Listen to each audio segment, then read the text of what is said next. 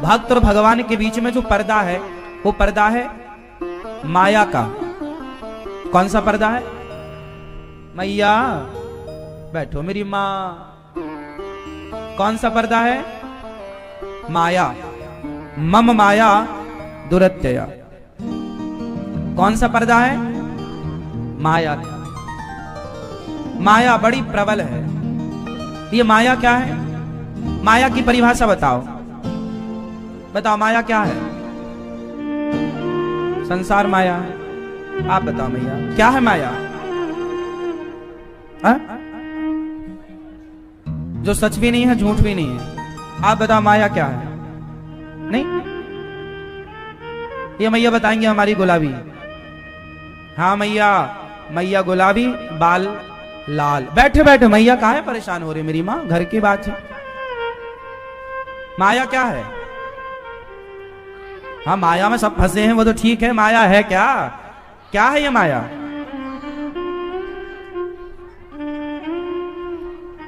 वो देखो चुपके से उठाना मत, देखो वो सो रही है मैया सोफे में। ए मैया, माया यही माया है। पकड़ी गई माया। छिड़क लो पानी आंखों में।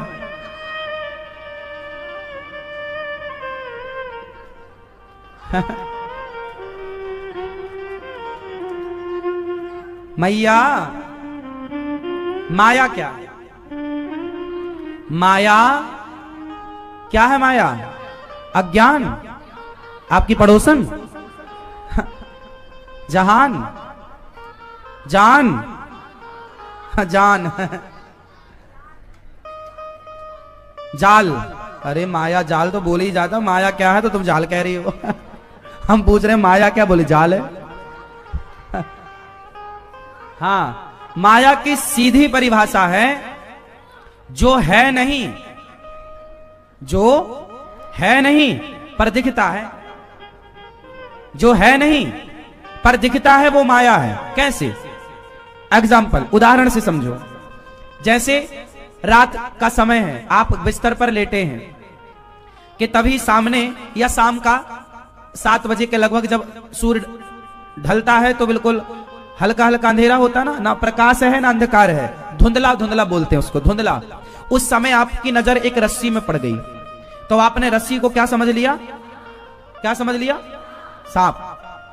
रस्सी को आपने मान लिया सांप, क्योंकि अंधकार था तो आपको भ्रांति हो गई कि ये सांप है वो रस्सी, पर आपने माना क्या? और सांप माना ही नहीं, आप डर भी गए, दिल भी धक धक धक धक तेजी से करने लगा। आप चीख पुकार भी, सुनो सुनो सुनो, अरे भैया जरा टॉर्च लाओ, जरा लाठी लाओ, सांप है यहां सांप। मतलब आपके व्यवहार में भी परिवर्तन हो गया, आपके दिल की धड़कन भी बढ़ गई, पूरा सच की तरफ हुआ कि नहीं काम? है रस्सी पर भ्रांति किसकी हो गई? सांप की। अच्छा, ये भ्रांति क्यों हुई? क्योंकि हाथ में टॉर्च नहीं थी। यदि हाथ में टॉर्च होती तो आप तुरंत स्पष्ट कर लेते कि रस्सी है या सांप है। अंधकार था इसलिए आंखें धोखा खा गईं और रस्सी को जो है नहीं, वहां सांप था नहीं, पर मान लिया। उसी प्रकार ये संसार अपना है नहीं, संसार अपना, उत्तर, संसार अपना है नहीं पर अपना सा लगता है। सांप है नहीं पर सांप सा लगता है। संसार अपना है नहीं पर अपना सा लगता है, यही माया है। क्योंकि माया के कारण अपना लगता है। ये जो आप कह रहे हो ये बेटा मेरा, बेटी मेरी, परिवार मेरा, यही है माया।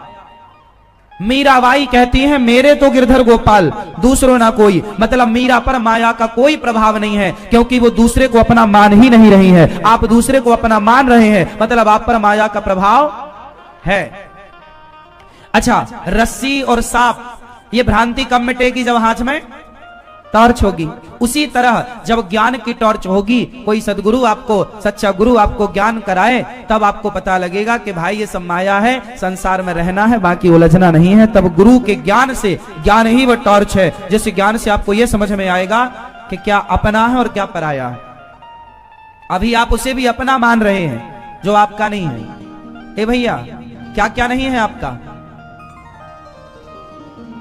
कुछ तो होगा आपका। कोई एक चीज बताओ जो आपकी हो। शादी हो गई आपकी?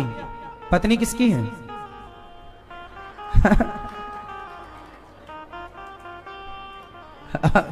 ऐसे कर रहे हैं। हाँ।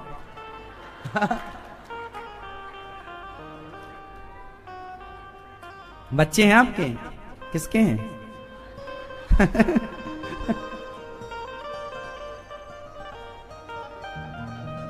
यही माया है। ये जानते हुए कि सब भगवान का है, फिर भी कह नहीं पा रहे हैं 100% कॉन्फिडेंस से। ये पूर्ण विश्वास से आप नहीं कह पा रहे हैं कि भगवान का है। ये पत्नी मेरी है, ये पुत्र मेरा है, ये माया है। क्या है ये बॉडी, ये शरीर भी अपना नहीं है। 20 साल बाद, 10 साल बाद, 5 साल बाद, 50 साल बाद, 100 साल बाद हम में से कोई नहीं रहेगा। ना तो 100 साल पहले हम थे और ना 100 साल बाद रहेंगे। कहानी केवल 100 साल की है। इन्हीं समय में माया हम इतना घेर लेती है कि हम सब कुछ अपना मान बैठते हैं, जबकि अपना कौन? मेरे तो मैया जा रही हो मेरी मां। कहां जा रही हो? माया बुला रही है। जल्दी आना, टाटा कर लो। हाँ सुनो, ममता, कबीरदास जी गा रहे हैं। ममता, ममता मतलब माया, ममता, ममता मतलब मोह। ममता तू न गई मेरे मन से, ममता तू न गई मेरे मन से। हमारे गुरुजी गाया करते थे ये गीत, और जब हम गुरुजी गाया करते थे हम लोग आप लोगों की तरह यूं कथा सुनने के लिए बैठते थे, और हमारे गुरुजी गाया करते थे ममता। हमने गुरुजी से सीखा, ममता तू न गई मेरे मन से, ममता तू न गई मेरे मन। पाके केस जन्म के साथी, पाके केस, पाके मतलब पक गए बाल जो जन्म से साथ में आए थे। पाके केस जन्म के साथी, लाज गई नैनन से, ममता तू न गई मेरे मन से, ममता तू न गई मेरे मन से, ममता तू न गई मेरे। अच्छा, तुलसीदास जी का लिखा हुआ पद है, तुलसीदास जी महाराज ने लिखा। तुलसीदास जी की कलम है, ये सोचो।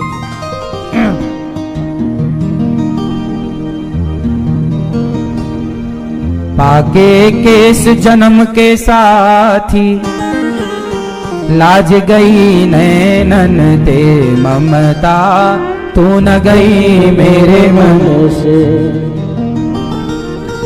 तन था के कर कंपन लागे, तन था के मतलब शरीर थक जाता है, अब बुढ़ापा थक गया। तन था के कर, कर मतलब हाथ, कंपन शरीर हिलने लगता ना बुढ़ापे। तन था के कर कंपन लागे, ज्योति गई नैनन से, ममता तू न गई मेरे मन। मतलब आदमी बुढ़ापा आ जाए, हाथ वाथ कांपने लग जाए, फिर भी माया नहीं जाती। बूढ़ी बूढ़ी मैया हाथ पांव कांप रहे हैं, फिर भी मेरा पोता, मेरा बेटा, मेरी बेटी, मेरा परिवार। वो ये नहीं कहती कि मेरा तो गिरधर गोपाल ना, सब मेरा, सब मेरा। बुढ़ापे में पता नहीं कब मर जाएगी, लेकिन अभी भी मन माया में। माया मीन्स परिवार, संसार। अब तो मन हटा लो, मेरी माँ बाल बाल सब पक गए हैं, तो बाल पक गए तो मैया ने मेहंदी से लाल कर लिया।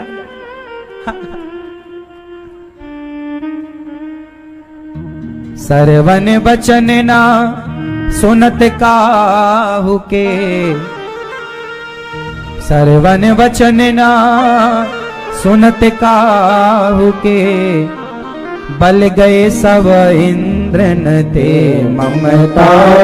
मतलब कान सरवन वचन न सुनत काहू के, मतलब कान अब किसी के वचनों को सुनने को तैयार, ना बाप की सुनता, ना माँ की, ना गुरु की, ना सत्संग सुनता, ना संतों की सुनता।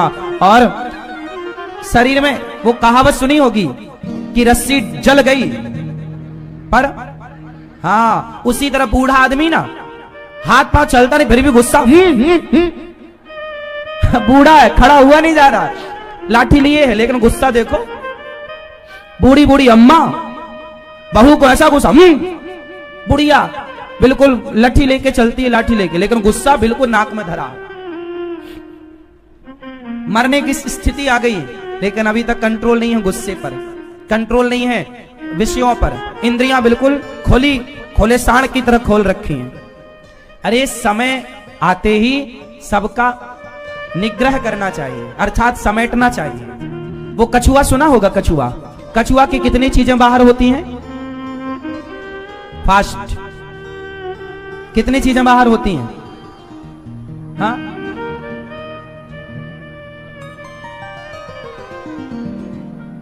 कितनी चीज बाहर होती हैं? हाँ भैया, देखा है? कछुए की 5 चीजें बाहर होती हैं। आगे के 2 पांव, 2 हाथ मान लो, 2 पांव मान लो, एक मुंह, और जैसे ही उसे कोई खतरा लगता है तो 5 समेट लेता है। हाँ या ना? 5 बाहर। अच्छा, बाहर किया है ना आपने तो समेटना भी आपको ही पड़ेगा ना। अच्छा, समेटना सही है कि नहीं? शाम होते ही आदमी अपनी दुकान समेटने लगता है कि नहीं? बोलो हाँ, बोलो हाँ। तो आपका बुढ़ापा आ गया, मतलब शाम आ गई। समेटो अपने मन को, सबसे हटाओ, लगाओ भगवान में, समेटो, समेटो अपनी दुकान। बेटा बेटी बहुत फैला लिया, अब समेटो, सब मन हटाओ बेटी बेटा से और प्रभु में मन लगा। शाम हो गई ना, शाम हो गई, अब शाम दुकान बंद करने का टाइम है, बंद करो अपनी, क्योंकि अब कल फिर नया सूरज आएगा। फिर इसी बुढ़ापा आ गया। 3 चरण होते हैं, लड़कपन, 3 अवस्थाएं हैं ना, लड़कपन, जवानी और बुढ़ापा, और सुबह दोपहर शाम, यहां भी 3, सुबह दोपहर शाम, यहां भी 3, लड़कपन जवानी। तो लड़कपन है सुबह, ये बच्चे हैं ना, यानी कि सुबह है, मस्त बिंदास जिंदगी जी रहे हैं, कोई टेंशन, सुबह है। जवानी आई मतलब दोपहर, गरम होती है जवानी, दोपहर में सूर्य भी गरम, और शाम आ गई मतलब लोग नहीं बोलते ढलती जवानी, ढलता बुढ़ापा, ढलता सूरज, शाम को सूरज ढल जाता है। तो आपका बुढ़ापा नहीं आया, आपके जीवन की शाम आ गई, और शाम आ गई तो समेट लो सब दुकान पूरी, समेटो, सब मन प्रभु में लगाओ। अब सबसे मन, सबसे मन, सबसे मन, टूटे दर्शन, टूटे दसन, बचन नहीं आवत, टूटे दसन, बचन नहीं आवत, शोभा गई मुखन दे ममता, तू न गई मेरे मन से। टूटे दसन मतलब बुढ़ापे में दांत टूट जाते हैं तो आदमी बोलना कुछ चाहता है, हवा कहीं से निकल जाती है। बूढ़ा आदमी दांत गिर जाते हैं तो वेदांती हो जाता है बिना दांत का। और शोभा गई मुखन ते मतलब जवानी में शरीर कसा हुआ होता है, पर बुढ़ापा आते ही क्या हो जाता है? बोलो मेरी माँ, मैया, कितनी भी क्रीम पाउडर लगा लो, लेकिन बुढ़ापा आते ही शरीर कैसा हो जाएगा? जोर से ढीला पड़ जाएगा, चमड़ी झूला झूलेगी, झूला झूलेगी, हाँ है ना? ये जवानी जरा दिन की है साहब, धीरे धीरे सब अंग तुम्हारा जितना सुंदरता है ये सब फीकी पड़नी है। सुंदरता जमाने को रिझाने के लिए नहीं है, ईश्वर ने आपको सुंदर बनाया है तो सुंदरता का दुरुपयोग ना करो। अपनी उस सुंदरता से अपने पति और पत्नी के साथ रहकर ईश्वर को रिझाया जाए। आपको ईश्वर ने इतना बढ़िया सुर दिया है तो आप अपने सुर से, अपनी विद्या से, अपनी गान विद्या से जमाने को ना रिझाओ। मीराबाई ने अपने पद गा गा करके गोविंद को रिझाया। कफ पित बात कंठ पर बैठे, कफ कफ पित बात, बात पित्त कफ तीन ही तो होते हैं। कफ मतलब कफ मतलब कफ जम जाता है ना फेफड़ों में, कफ पित्त बात कंठ पर बैठे, सुतहि बुलावत करते ममता तू न गई मेरे मन से। भाई बंधु सब परम प्यारे, नारी निकारत घर ते ममता तू न गई मेरे मन से। ममता तू न गई मेरे मन से। देखो यहाँ इस लाइन का अर्थ अब आप करोगे, भाई बंधु सब परम प्यारे, ये लाइन का अर्थ आप करोगे। अब ये तुलसीदास जी की लाइन है, भाई बंधु सब परम प्यारे, नारी निकारत घर ते ममता तू न गई मेरे मन से। ममता तू न गई मेरे मन से। क्या मतलब हुआ? भाई बंधु सब परम प्यारे और नारी निकारत घर ते। क्या समझ में आ रहा है इससे? तुलसीदास जी की पत्नी कहां गई थी? मायके। और जब तुलसीदास जी मिलने गए तो निकाल दिया घर से। काहे आ गए? जितना प्रेम हमसे करते हो उतना राम से किए होते कल्याण हो जाता। ये बात तो ठीक है, पर तुलसीदास जी कहते हैं कि ज्यादा स्त्री में आसक्त हो जाओगे। सारी स्त्रियों के लिए ये बात नहीं है, पर अधिकाधिक स्त्रियां अपने परिवार के साथ मिलकर, पिता माता भाई के साथ मिलकर अपने पति को ही अपने जीवन से निकाल देती हैं। बहुत सारी स्त्रियां ऐसी हैं, सबके लिए नहीं है। जैसे शशि मंडल बिच स्याही, छूटे न कोटि जतन से। ममता तू न गई मेरे मन से। जैसे शशि मंडल बिच स्याही, शशि चंद्रमा, चंद्रमा को ध्यान से देखो तो काला काला धब्बा, आप कितना प्रयास कर लो उसे छुटाने का, पर वो छूटे न कोटि जतन से। तुलसीदास बलि जाऊं चरण ते, लोभ पराए धन ते। ममता तू न गई मेरे मन से। तुलसीदास बलि जाऊं चरण ते, हे प्रभु मैं आपके चरणों में ऐसे ही लिपट जाऊं, हे प्रभु मैं आपका ऐसे ही हो जाऊं जैसे लोभी धन के पीछे भाग जाता है, और जैसे चंद्रमा की उस कालिख को कोई हटा नहीं सकता चंद्रमा से, ऐसे मुझे भी आपके चरणों से कोई हटा ना सके। ऐसा तुलसीदास जी का भाव है। देखिए तुलसीदास जी ने कितनी बढ़िया बातें लिखी हैं। आजकल के लोगों को इन सब बातों को पढ़ने का समय ही नहीं। तुलसीदास जी की दोहावली खरीद के ले जाया करो, कवितावली ले जाया करो, पढ़ा करो, बड़ा ज्ञान मिलेगा। लेकिन अब आप ले भी जाएं, पढ़े ना तो मतलब नहीं, ले जाओ उसका अर्थ भी लिखा रहता है हिंदी में, अर्थ समझा करो। थोड़ा विचार करो कि थोड़ा सा ध्यान दोगे तो बात समझ में आ जाएगी। तुलसीदास जी ने बढ़िया बात कह दी। तो माया क्या है? जो है नहीं पर दिखाई पड़े, वो क्या है? माया। और भगवान से प्रार्थना करो कि प्रभु हमें माया में माधव का दर्शन हो, माया का दर्शन ना हो। हे प्रभु मैं आपको कभी भूलूं नहीं, भगवान में ही मन लगाओ, यही ठीक है। भगवान के पिता आनंद बाबा को वरुण देवता ले गए। बाद में वरुण देवता के पास से लेके आए। सारे ब्रजवासियों को भगवान ने बैकुंठ का दर्शन कराया। बैकुंठ बहुत सुंदर। बैकुंठ का मतलब क्या है? बैकुंठ किसे कहते हैं? भैया बैठो, मेरी माँ टाटा, सबन कुंठ टाटा, सब बैठ जाओ, सुनो आनंद से। भैया जा रहे हो? मैया, लाल मैया चली? ठीक है जल्दी आना। सुनो, अच्छा ये बताओ कि बैकुंठ किसे कहते हैं? जहां कोई कुंठा ना हो, जहां कोई कुंठा, कुंठा मतलब, कुंठा मतलब नहीं समझते? गांव की भाषा है ये, हमारे गांव में प्रयोग होती है ये भाषा। कुंठा रह गई, राम राम, बहुत कुंठा रह गई। कोई कुंठा नहीं है। कुंठा मतलब इच्छा, कामना। जहां कोई कामना ना हो, जहां जाने के बाद कोई कामना रह ना जाती हो, और जिसके अंदर कोई कामना ना रह जाए, वही बैकुंठ जाने का अधिकारी है। नाम है बैकुंठ ही नाम है।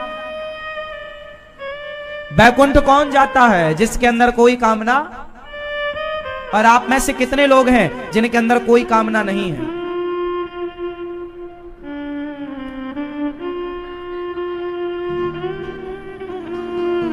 हाँ,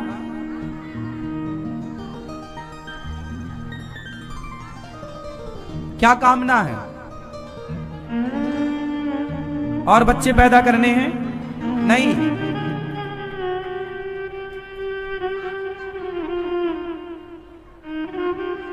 शादी तो हो गई, बेटी बेटा का, ये कामना है।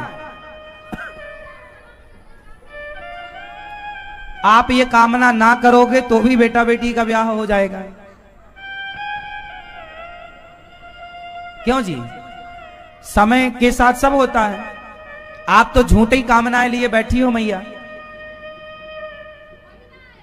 इसलिए भगवान के भक्त को कैसा होना चाहिए? निष्काम। क्यों निष्काम? क्योंकि कामना ही उसके मोक्ष में बाधा डालती है। इसलिए भक्त कैसा हो? निष्काम। जो निष्काम होगा उसे भगवान वैकुंठ देंगे। तो भगवान ने सारे ब्रजवासियों को वैकुंठ का दर्शन तो कराया, बाद में सारे ब्रजवासी लौट कर वृंदावन आए और बोले कि वैकुंठ में भगवान का दर्शन सुलभ नहीं है, पर वृंदावन में भगवान का दर्शन सुलभ है। वैकुंठ से ज्यादा महिमा वृंदावन की है, इसलिए वृंदावन भी वैकुंठ है। आप कहां बैठे हैं? ऑलरेडी वैकुंठ में बैठे हैं। ये धाम क्या है? वैकुंठ है।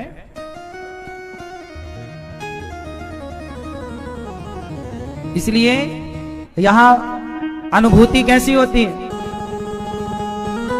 हाँ, वृंदावन की महिमा प्यारे कोई ना जाने, प्रेम नगरिया मनमोहन की प्रेमी पहचाने। मेरा मन पंछी ये बोले।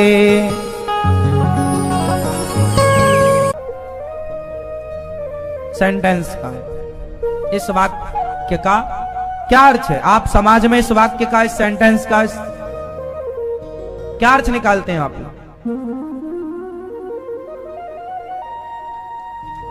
क्या है? गलत है कि सही अर्थ निकलता है? तुम करो तो रास लीला, हम करें तो कैरेक्टर ढीला, ये सही अर्थ है कि गलत अर्थ है? उत्तर दो जोर से। और ये किसको, ये सेंटेंस किसे गलत ठहरा रहा है? भगवान श्री कृष्ण को। मतलब तुम करो तो रासलीला, मतलब पूरी रासलीला को। देखिए पिक्चर बनाने वाले कितने दिमाग से खेलते हैं। एक सेंटेंस में श्री कृष्ण की इस लीला को उन्होंने गलत कह दिया, कैरेक्टर ढीला से, मतलब चरित्रहीनता से जोड़ दिया। अब उन मूर्खों से पूछा जाए कि क्या तुम रासलीला के बारे में कुछ जानते हो, कुछ पढ़ा है? पुराणों को पढ़ा होगा तो उसमें उन्होंने पाया होगा कि रासलीला भगवान ने कितनी उम्र में शुरू की? जोर से, जोर से। 7 साल कंप्लीट हो चुके थे, 8वीं रनिंग थी। 8 साल आप कह सकते हैं। 8 साल में क्या कोई बालक के अंदर वासना आती है? तो इस सामान्य हिसाब से भी, सामान्य दृष्टि से भी ये लीला कैरेक्टर ढीला की लीला नहीं है। लेकिन पिक्चरों में ये डायलॉग बनाए गए कि तुम करो तो रास लीला और हम करें तो पूरी लीला को उन्होंने गलत इशारे की ओर बदल दिया, गलत वे पर ले गए, गलत ट्रैक पर ले गए। आप में से कितने लोग रासलीला का सही अर्थ जानते हैं? मैया, ओ भैया, लो ड्रोन उड़ रहा, उसको टाटा कर रहे हैं लोग। या हम कथा सुना रहे इसमें ध्यान नहीं है, मैया पीली मैया का ड्रोन को मैया सुनो मेरी मां, आप में से कितने लोग रास का अर्थ जानते हैं? क्या अर्थ है रास का? क्या है रासलीला? क्या है रासलीला? बैठे बैठे। रासलीला का अर्थ है, भगवान ने जो रास रचाया था वो कोई काम वासना की लीला नहीं थी, वो लीला थी मिलन। किसका मिलन? गोपियां थी भक्त और कृष्ण थे, कृष्ण है भगवान। अच्छा, कृष्ण भगवान है या नहीं? हाँ या ना? तो क्या भगवान का कैरेक्टर ढीला हो सकता है? तो फिर इन्होंने तो कह दिया तुम करो तो रासलीला, हम करें तो कैरेक्टर ढीला। ये सारा तो भगवान की ओर था ना, समझदार को तो ये सारी काफी। सारे नौजवान बच्चों के दिमाग में तो यही घुसा दिया ना कि रासलीला को उन्होंने गलत। आजकल के लड़के स्कूल कॉलेज में भी वो यही कहते हैं तुम हमारी राधा बन जाओ। वो भी रास रचाना चाहता तुम्हारे संग, और रास का मीनिंग पूरा गलत कर दिया।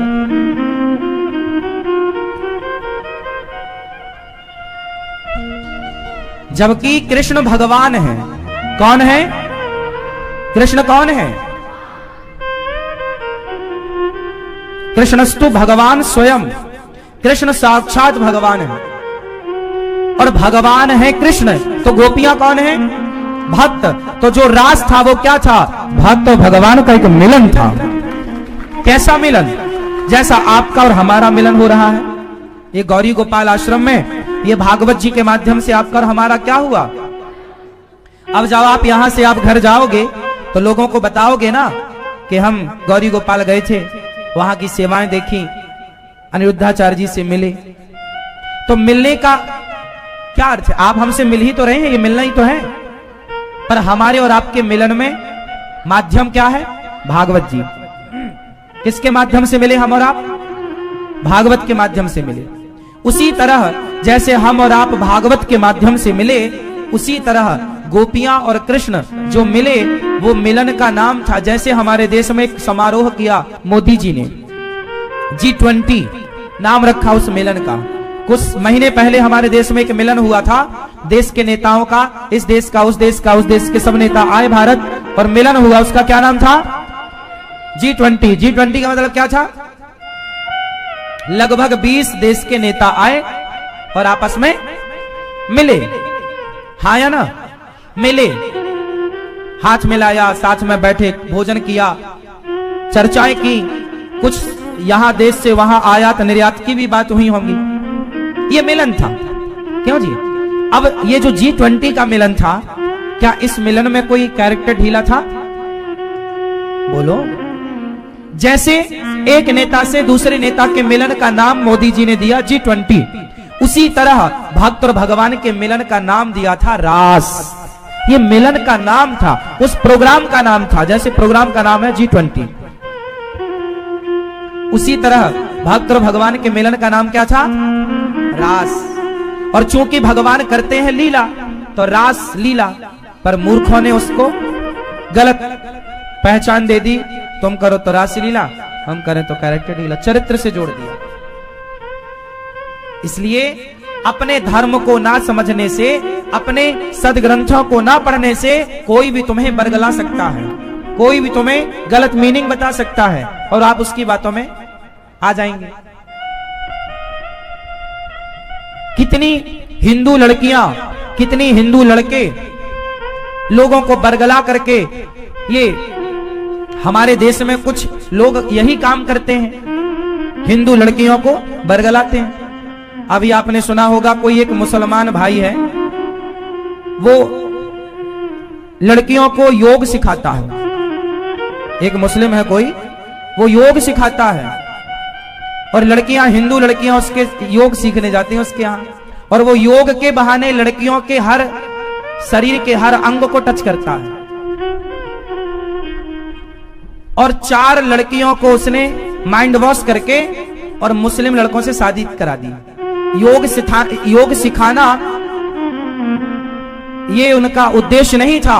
हिंदू लड़कियों को केवल मुस्लिम बनाना उद्देश्य है। हर तरीका अपना रहे हैं वो लोग। अब इसमें किसकी गलती है? और याद रखना, तुम्हारे बच्चे जब धर्म के बारे में पढ़ेंगे नहीं तो जानेंगे क्या? और जब जानेंगे नहीं तो धर्म की बात वो करेंगे क्यों? लोग बाद में पैसे की जरूरत ना पड़ेगी, बाद में लोग बोलेंगे भैया धर्म से चलो, धर्म की राह पर चलो, सत्य की राह, ये सत्य, ये धर्म, यही तो धर्म है। जब तुम्हारे बच्चे पढ़े नहीं, समझे नहीं, तो धर्म को फॉलो कैसे करेंगे? इसलिए हर माँ बाप की परम जिम्मेदारी है कि आधा घंटा अपने बच्चों को संतों की वाणी सुनाओ, कथाएं सुनाओ, सत्संग कराओ, भगवान राम के बारे में सही जानकारी दो, कृष्ण के बारे में सही जानकारी दो। और भ्रांतियां हो तो ये दास अनिरुद्ध रोज प्रश्नोत्तरी करता है। रोज मतलब लगभग, किसी व्यस्तता के कारण किसी दिन नहीं होती, वो अलग विषय है। प्रश्नोत्तरी इसलिए करता हूं कि तुम अपने बच्चों को लेके आया करो, इसी बहाने बात कराया करो। उनके अंदर कोई संदेह होगा, कोई बात होगी, कोई डाउट्स होंगे, बात करेंगे, क्लियर करेंगे। तुम्हारे बच्चों से कल अनिरुद्धाचार्य बात करेगा तुम्हारे बच्चों से, तो तुम्हारे बच्चे सही हो जाएंगे। और यदि मेरे बात ना करने के, मैंने बात नहीं की आपके बच्चों से और किसी तीसरे ने बात कर ली, तो वो गलत ही पाठ पढ़ा देगा। इसलिए सही पाठ पढ़ो। मूवियां बनाने वाले बॉलीवुड ने क्या किया, कितनी बड़ी क्षति पहुंचाई सनातन धर्म को। भारत देश में आज के नौजवान बच्चे संतों से चिढ़ते हैं, हाँ या ना? आज के जितने युवा यंग हैं, आज का जो यूथ है, ये संतों से चिढ़ते हैं, नफरत करते हैं संतों से। जानते हो क्यों? गलती इन बच्चों की नहीं है, इन बच्चों के दिमाग में बॉलीवुड ने गोबर भर दिया है, संतों के खिलाफ भड़का दिया है, पिक्चर बना बना करके। क्या भड़का दिया? देखो, सीधी बात दिख रही है। वो लोग ऐसी ऐसी मूवियां बनाते हैं जिसमें संतों को गलत दिखाया जाता है और वो अपने आप को बहुत अच्छा बताते हैं। अब बताओ, वो कहते हैं कि दाने दाने में केसर का दम। आपके बच्चों को संतों के पास नहीं जाने देना चाहते, क्योंकि संतों के पास जाएंगे तो संत कहेगा बेटा गांजा ना पियो, बेटा शराब ना पियो, बेटा गुटखा तंबाकू ना खाओ। संत गुटखा तंबाकू छुड़ाएंगे तो इन गुटखा बेचने वालों की तो दुकान बंद हो जाएगी। तो वो संतों से फिर क्या करते हैं, युवाओं को इनके प्रति नफरत भरते हैं कि ताकि ये संतों के पास ना जाएं। और ये देखो, आप मानते हैं कि नहीं, शराब बहुत बड़ा बाजार है भारत में, शराब का बहुत बड़ा, गुटखे तंबाकू का बहुत बड़ा बाजार है। ये बात सही है? अब ये बताओ कि ये शराब का और गुटखे तंबाकू का ये जो बाजार भारत में लगता है, इस बाजार के अधिक ग्राहक कौन है? बोलो, इनका ग्राहक कौन है? इनके अधिक, शराब के अधिक ग्राहक जवान, नौजवान जो पीढ़ी तैयार हो रही है, ये इनके वर्तमान के ग्राहक हैं। अब बूढ़े तो पी पी के मर जाएंगे, पर ये बच्चे तैयार हो रहे हैं। अब सोचिए कि बॉलीवुड चाहता है कि सारे लोग शराब पिए, इसलिए तो वो शराब का पिक्चरों में प्रचार करते हैं कि जीना अगर जरूरी है तो पीना बहुत जरूरी है। मुझे पीने का शौक नहीं, पीता हूं गम भुलाने को। ये गाने बने, ये किस आधार पर बने? ये शराब को प्रमोट करना नहीं तो क्या है बताओ? कैसी भाषा समझते हो आप लोग? बॉलीवुड शराब को प्रमोट करती है या नहीं? बोलो हाँ। और संत लोग शराब का विरोध करते हैं या नहीं? बॉलीवुड शराब को प्रमोट करती है और संत लोग शराब का विरोध करते हैं। इसलिए बॉलीवुड वालों को डर लगा कि कहीं ये संत लोग हमारी दुकान बंद ना कर दें, तो उन्होंने संतों को ही बदनाम करने के लिए जहर घोलना स्टार्ट किया और वो 80% कामयाब भी हो गए। उन्होंने एक पिक्चर बनाई, ओ माय गॉड, उसमें बताया कि शंकर जी पर दूध क्यों चढ़ाते हो, गरीबों में बांटो। हाँ, मैं आपकी बात से सहमत हूँ। गौरी गोपाल आकर देखना, यहाँ तो गौरी गोपाल आश्रम में प्रत्येक व्यक्ति को भोजन मिल रहा है। गौरी गोपाल आश्रम में गरीबों की सेवा हो रही है, फ्री में भोजन मिल रहा है। हम कर रहे हैं, कह नहीं रहे, कर रहे हैं। अब ये बताओ कि तुम्हें गरीबों की बड़ी फिक्र है कि तुम दूध चढ़ाते हो शंकर जी को, वो तो नाली में बह जाता है, किसी गरीब को पिलाओ। तो भैया ये बताओ तुमने पिक्चर बना के हजारों करोड़ कमाए, तो तुमने गरीबों में कितना बांट दिया? कितना तुमने गरीबों को दूध पिलाया, भोजन कराया, कितनी यूनिवर्सिटियां बनवाई, कितने कॉलेज स्कूल खुलवाए कि फुटपाथ पर लोग सो रहे हैं तो गाड़ी और चढ़ा दी तुमने। फुटपाथ पर सोते हुए लोगों पर ये बॉलीवुड वालों ने गाड़ियां चढ़ाई कि नहीं? बोलो हाँ, ये गाड़ी चढ़ाते हैं फुटपाथ पर सोने वालों पर, और उपदेश क्या करते हैं? गरीबों की सेवा करो। ये बहुत शुभ चिंतक हैं गरीबों के। पूछो कि तुम्हारे बाप ने कितने कॉलेज बनवाए गरीबों के लिए? ये चाहे तो हजारों बच्चों को फ्री में पढ़ा सकते हैं, हाँ या ना? इनसे पूछो कि तुमने कितने लंगर बांटे, कितने अन्न क्षेत्र खुलवाए? अरे लंगर अन्न क्षेत्र का तो छोड़ दो, ये सुपर डुपर स्टारों के घर आप जाते हो ना बाहर से इनके साथ सेल्फी खिंचवाने, तो इनके घर के बाहर तुम्हें पीने के लिए प्याऊ तक नहीं है कि ये पानी किसी को पिलाएं। और ये बात गरीबों की करते हैं। बात करने में क्या नुकसान है? कर लो, पर करके देखो, करके बताओ, करके दिखाओ, बताओ मत, मुंह मत चलाओ। तुमने बात करी कि शंकर जी पर दूध चढ़ाते हो, हाँ भाई शंकर जी पर दूध चढ़ाना भक्त की आस्था है। और कितने रुपए का दूध चढ़ाता है? 10 रुपए का, 5 रुपए का, इसमें तो किसी का नुकसान नहीं है। और दूध तो गाय रोज देती है, और नालियों में दूध जाने का सवाल ही नहीं। नालियां तो आज बनी साहब 100 साल से। आज के 100-200 साल पुराना इतिहास उठाओ तो दुनिया भारत में कहीं नाली थी ही नहीं। बताओ थी? पहले के लोग नदियों में स्नान करने जाते थे, बोलो हाँ।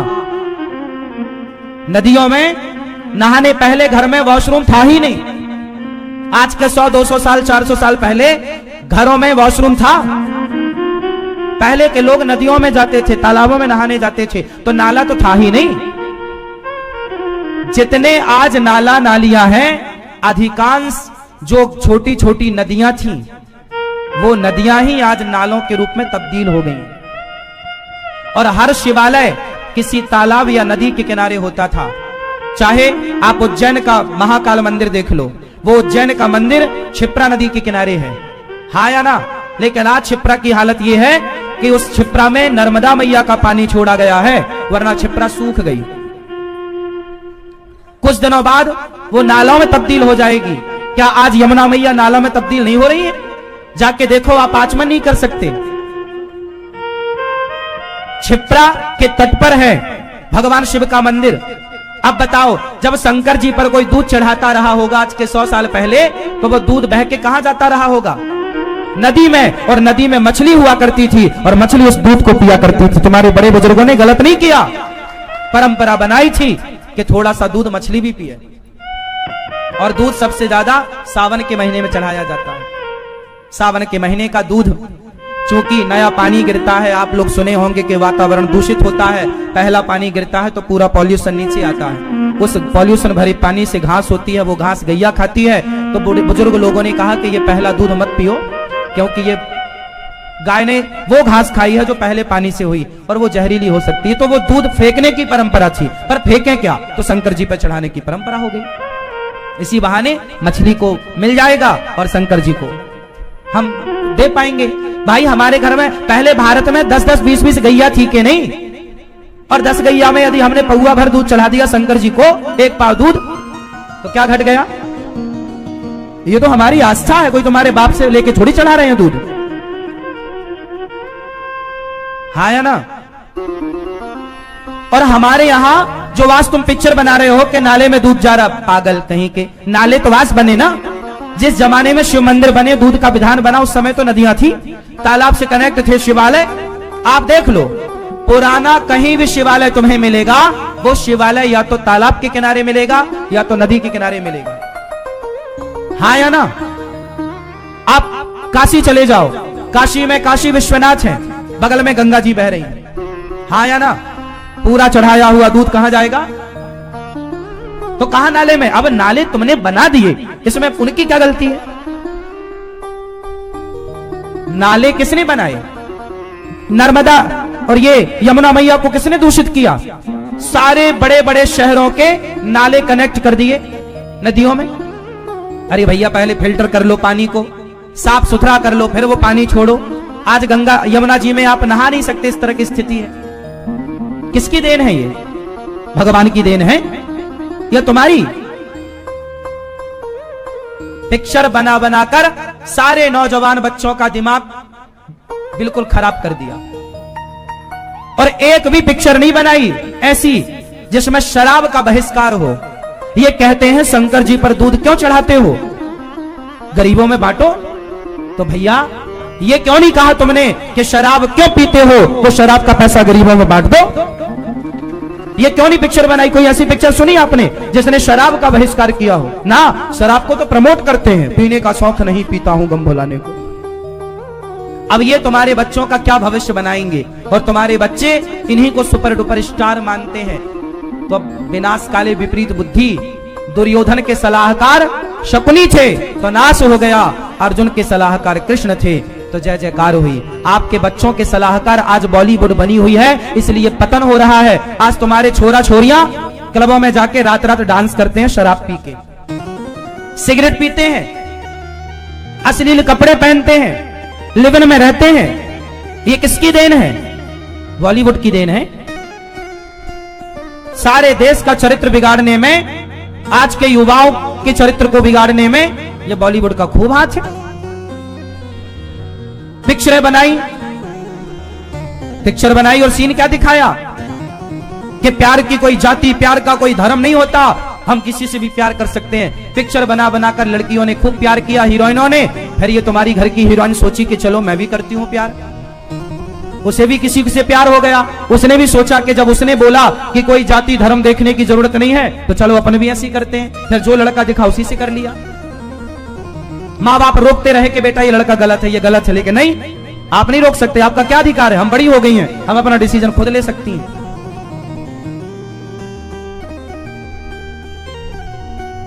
कितना सारा कचरा तुम्हारे दिमाग में ये बॉलीवुड ने भरा है, आज भी तुम उन्हीं की पिक्चर देख रहे हो।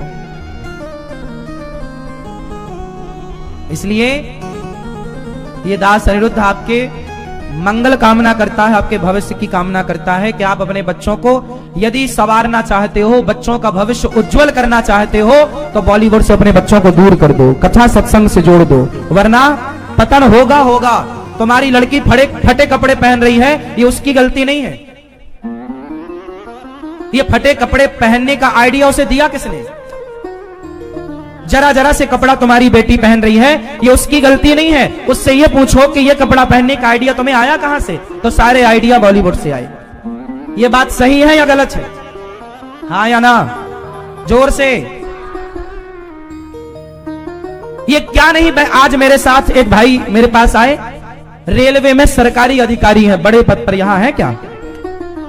आज उन्होंने बताया, गुरुजी मुझे 75 लगभग 65,000 रुपए महीना मिलता है, लेकिन मुझे एक आदत पड़ गई है, 15-20 लाख का कर्जा हो गया है।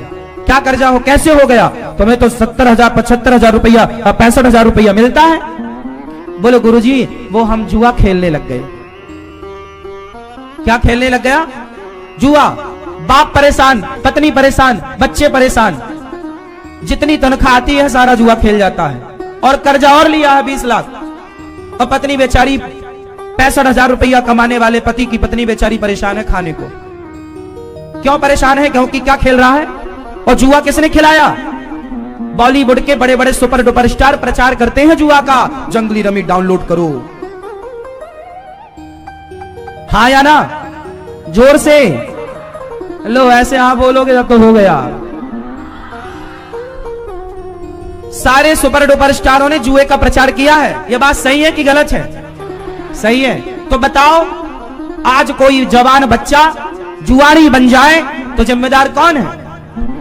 बॉलीवुड जिम्मेदार है? ये मूवियां बनाने वाले जिम्मेदार हैं? लेकिन आप संतों को पाखंडी कहते हैं, संतों को ढोंगी कहते हैं, संतों को लुटेरा कहते हैं, और ये जो खुलेआम तुम्हारे बच्चों का चरित्र लूट रहे हैं, तुम्हारे घर की सुख शांति चैन लूट रहे हैं, इन्हें आप सुपर डुपर स्टार कहते हैं। ये न्याय है जनता का?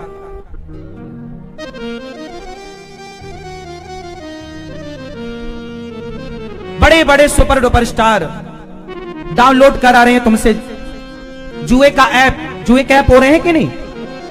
फिर ये जुआ का मतलब ताश ही नहीं, आजकल तो एडवांस टेक्नोलॉजी, ये सब चीजें एडवांस में है। मोबाइल पर ऐप आ गए हैं जुए के, खेलो और बर्बाद हो जाओ, लाखों रुपए बर्बाद, लाखों लोग बर्बाद हो चुके हैं, लाखों लोग, घर के बर्तन तक बिक गए लोगों के, लोटा थाली बिक गई, हाँ या ना।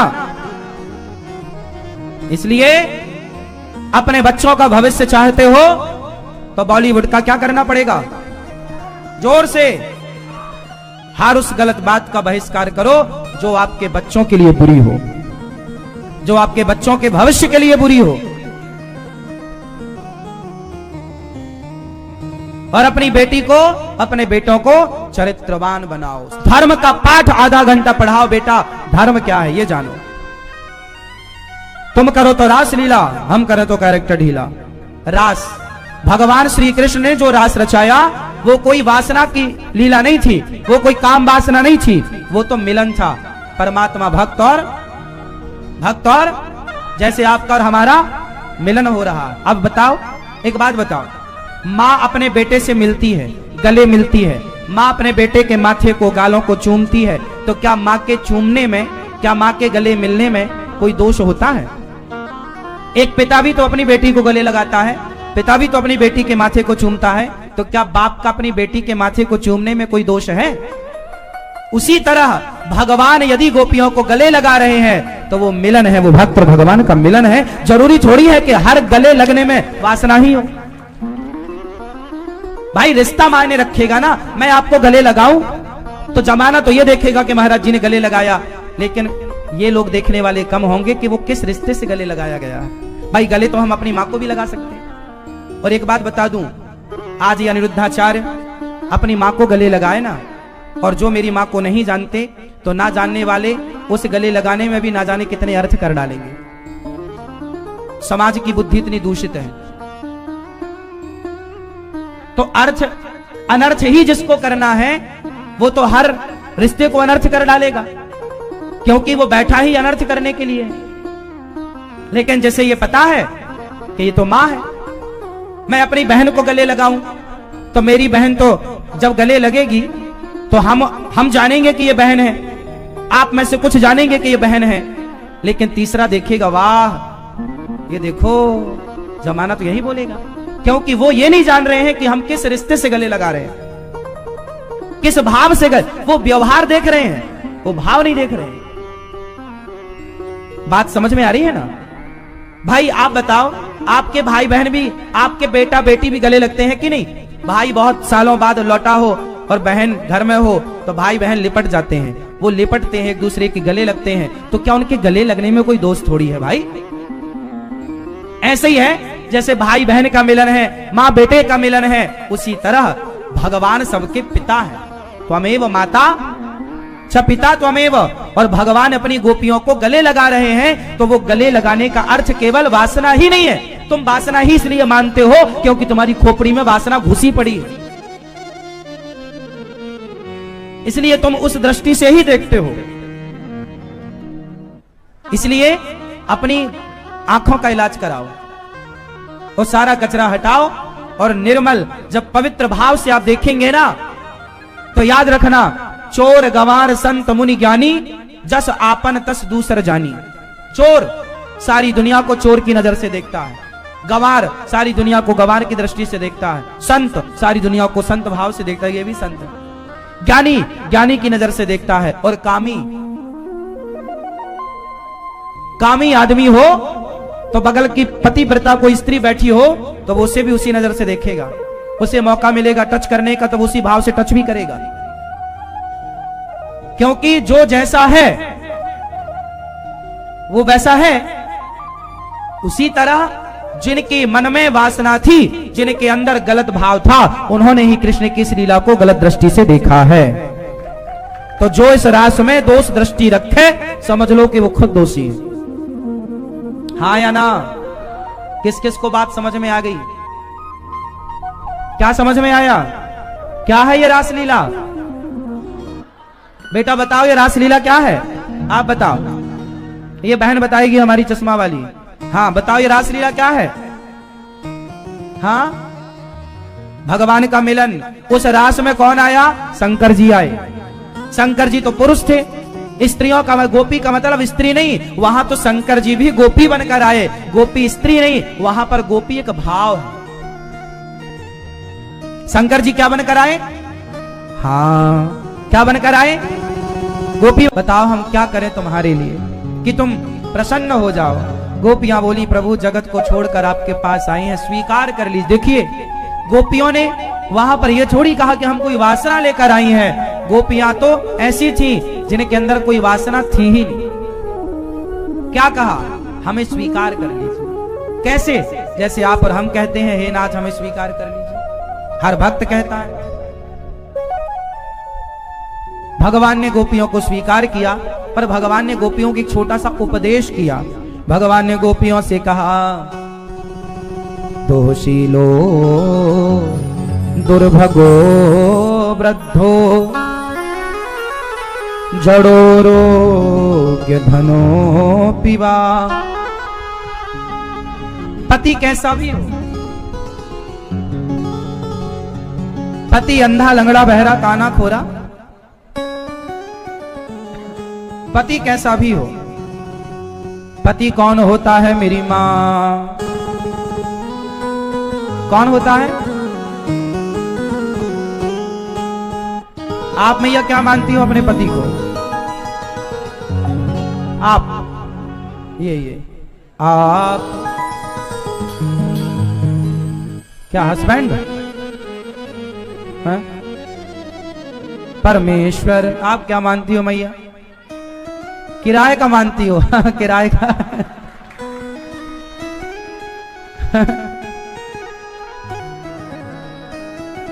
भाड़े का है। हाँ सही है, ओरिजिनल तो ये बैठे हैं, वो किराए का है। बढ़िया। का कहाँ पति आपके? किराए वाले कहाँ हैं? घर में? सुनना ले नहीं, बहुत डांटेंगे।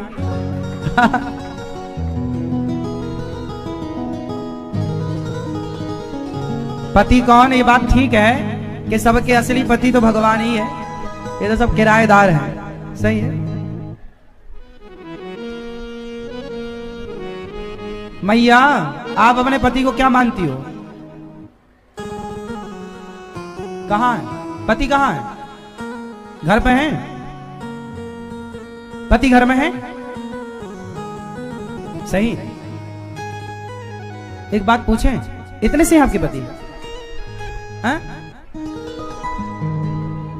पोती है छोटी सी आपकी? मैया एक बात पूछूं, बुरा ना मानना।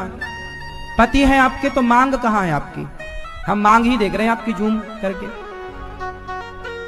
हाँ? हाँ? पति है ना, तो मांग कहाँ?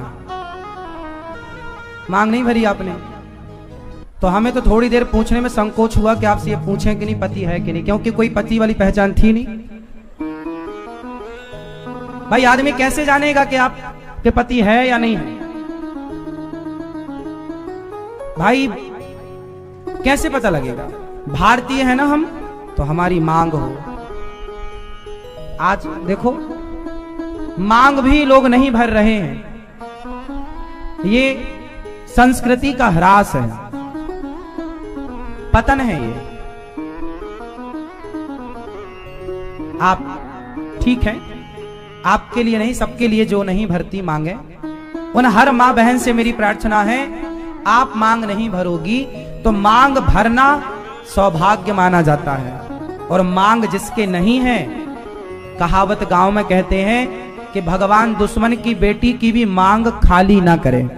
मांग खाली का मतलब होता है, मानते हो क्या होता है? मांग खाली किसकी होती है? मांग खाली होना बहुत बड़ा अपशगुन है। मांग उसकी खाली होती है जिसका पति नहीं है। तो आपका है तो मांग होनी चाहिए। भारत के है ना, तो भारत की मर्यादाओं में हमें रहना चाहिए। अपनी संस्कृति, अपने धर्म को नहीं छोड़ना चाहिए। जिस स्त्री का पति नहीं है ना, उससे पूछो कि मांग की महिमा क्या है। इसलिए हमारे भारत की स्त्रियां तो मांग भरना अपना सौभाग्य मानती हैं। मांग है तो सब कुछ है। मांग है तो सब कुछ है। बिन परमेश्वर सूना मंदिर, बिंदिया बिना लीलान सोना, पति बिना संसार। पति के बिना सब सूना है, पति है तो सब कुछ है, पति नहीं तो कुछ भी नहीं। पति ही ब्रह्मा, पति ही विष्णु, पति नरवदाधार। जिस नारी ने पति को पाया, उसकी नैया पार सोना, पति बिना संसार। पति ही ब्रह्मा, माता रसोईया ने पति को ही सब कुछ माना, इसलिए तीनों को बच्चा बना लिया, ब्रह्मा विष्णु महेश को पतिव्रता नारी। हाथ की चूड़ी, मांग का सिंदूर, यही आपका सौभाग्य है। लेकिन आज फैशन इतनी है कि ना तो हाथ में चूड़ी, ना तो मांग, चूड़ी भी नहीं पहनते लोग। क्यों? सौभाग्य सूचक है ये चीजें, सौभाग्य है, भगवान की कृपा है कि आपको मांग भरने का और चूड़ी पहनने का अधिकार है। वरना कुछ लोगों को तो अभी अधिकार चाह कर भी वो मांग नहीं भर सकती। तो चूड़ी, ये मर्यादाएं, और मर्यादा है तो उनका पालन करना चाहिए।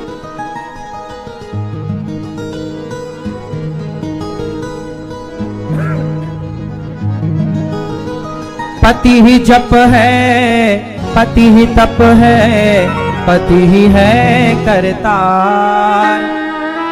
जिस नारी ने पति को पाया, उसकी नैया पार सोना, पति बिना संसार।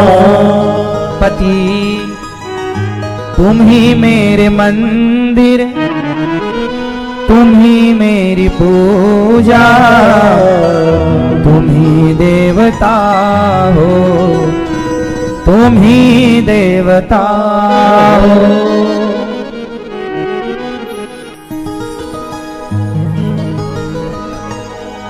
देखो जरा कितनी सुंदर बातें पति के लिए हैं।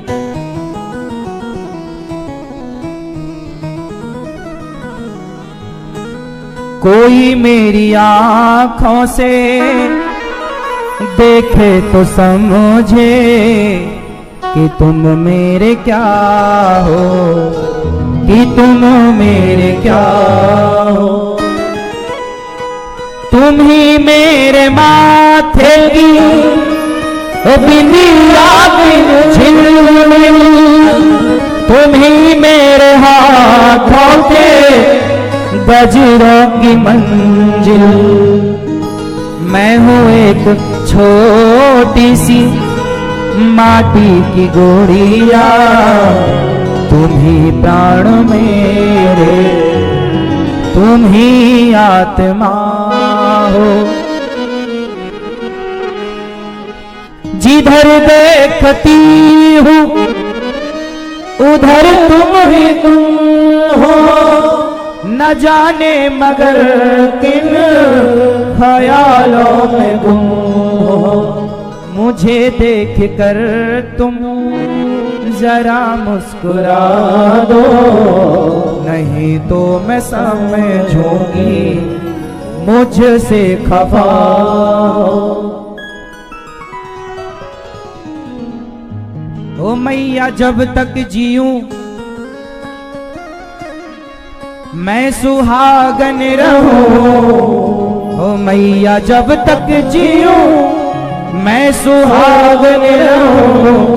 मुझको इतना तू वरदान दे, मैं हूँ दाती तेरी दाती, ओ मैं हूँ दासी तेरी दाती। ओ मैया जब तक जीऊं मैं सुहागन रहूं, ओ मैया जब तक जीऊं मैं सुहागन रहूं, मुझको इतना तो वरदान दे दातिए, ओ मैं हूँ दासी तेरी दातिए। भारत में रहकर तुमने मांग को नहीं समझा, चूड़ी की महिमा नहीं जानी, तो फिर क्या जाना। आपकी फिर बेटी क्या भरेगी मांग और क्या निभाएगी पत्नी के कर्तव्य। मां से तो सीखती है ना। फैशन बुरा नहीं है, फैशन में रहो, पर देखो फैशन के चक्कर में ना आज हमारी संस्कृति पीछे छूट गई। मैं आप सबसे केवल हाथ जोड़ के प्रार्थना करता हूं, अच्छे से खाओ, अच्छे से पहनो, अच्छे से रहो, खूब प्रेम से रहो, लेकिन ऐसा ख्याल बनाए रखना कि हमारी संस्कृति ना छूटते, संस्कृति ना छूटे, हमारा धर्म ना छूटे। हमारे माथे को आपने कभी, शायद हम नहा के निकले हो और कोई फोटो खिंचा लिया हो हमारे साथ, तो हमारा माथा बिना तिलक के तब देखा होगा आपने, वरना हमारे माथे को आपने बिना तिलक के नहीं देखा होगा। बताओ आपने कभी हमारे माथे को, हम नहा के निकले हो नदियों में, गंगा यमुना में कभी, और किसी ने फोटो ली हो, वो फोटो आपने देखी हो बिना तिलक की, वो अलग विषय, वरना हमें आपने बिना तिलक के नहीं देखा होगा। देखा है? नहीं देखा होगा। क्यों? क्योंकि ये हमारी मर्यादा है। जैसे एक स्त्री अपने पति के लिए मांग सजाती है ना, ऐसे ही भक्त अपने भगवान के लिए तिलक सजाता है। जितना महत्व एक स्त्री की मांग का है, उतना ही महत्व एक भक्त के तिलक का है। तिलक का अर्थ ही होता है तिलक। ये देखो व्हाइट, दो कलर के ऊपर, दो व्हाइट कलर के ऊपर जो ऊर्ध्व पुंड है ऊपर की ओर, ये भगवान श्रीमन नारायण के चरण है। बीच में लाल वो माता लक्ष्मी जी है, और नीचे जो आसन है वो आसन है हनुमान जी का प्रतीक। तो तिलक क्यों लगाए जाते हैं? क्योंकि ये भगवान श्रीमन नारायण के चरण का प्रतिनिधित्व कर रहे हैं। झंडा क्यों लगाया जाता है घर पर? क्योंकि वो हमारी जय जयकार की का प्रतिनिधित्व, हाथ वज्र और ध्वजा विराजे, वो प्रतिनिधित्व कर रहा है। शंकर जी नंदी पर क्यों बैठे हैं? क्योंकि नंदी धर्म है और धर्म का प्रतिनिधित्व नंदी कर रहा है, तो शंकर जी धर्म पर बैठे। मैंने कई बार इन बातों को विस्तार से समझाया। उसी तरह नारी के माथे का जो सिंदूर है, मांग है, वो अपने अखंड सौभाग्य का प्रतिनिधित्व करता है कि मैं आपके मांग का सिंदूर बता रहा है कि आप अखंड सौभाग्यवती हैं। यदि आप मांग भर के जाएंगी और किसी संत को प्रणाम करेंगी, तो वो आपको यही आशीर्वाद देगा, बेटी अखंड सौभाग्यवती रहो। और आपकी मांग नहीं होगी तो वो संत सकुचा जाएगा कि इस अखंड सौभाग्यवती का वरदान कैसे दे, इसका तो मांग खाली है, तो वो ये समझ लेगा कि इसकी तो मांग खाली हो गई।